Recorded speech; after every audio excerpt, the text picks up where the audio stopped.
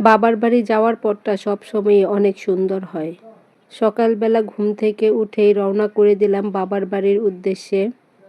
আমার বাবার বাড়ি যেতে আসলে বেশ কয়েকটা হাওর পাড়ি দিতে হয়। কিছু রাস্তা পার হওয়ার পর আমরা মোটরসাইকেল থেকে নামলাম ফেরি পার হওয়ার জন্য।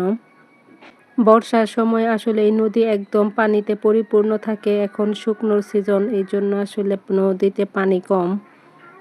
এখানে রাস্তার খুবই খারাপ অবস্থা, দেখতেই পাচ্ছেন। সম্পূর্ণ মাটির রাস্তা, পাকা রাস্তা এখানে খুবই কম, তবে পাকা রাস্তার কাজ চলছে। এখন আমরা একটা রেস্টুরেন্টে ঢুকে পড়লাম সকালে নাস্তা করার জন্য। নাস্তা করেছিলাম রুটি আর সঙ্গে ডিম ভাজি। নাস্তা করার পর আবার রওনা করলাম। এখানে আসলে সবচাইতে যে জিনিসটা আমার বেশি ভালো লাগে সেটা হলো এই বাঁশের সাঁকো। এই বাঁশের সাঁকোটা অনেক লম্বা এবং মাঝখানটা এত বেশি নড়বড়ে যে আসলে এখান দিয়ে যাওয়ার সময় খুবই মজা লাগে।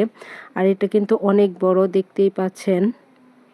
এই নদীর উপর আসলে ব্রিজের কাজ চলছে। এরপর আবার আমরা যাত্রা শুরু করলাম।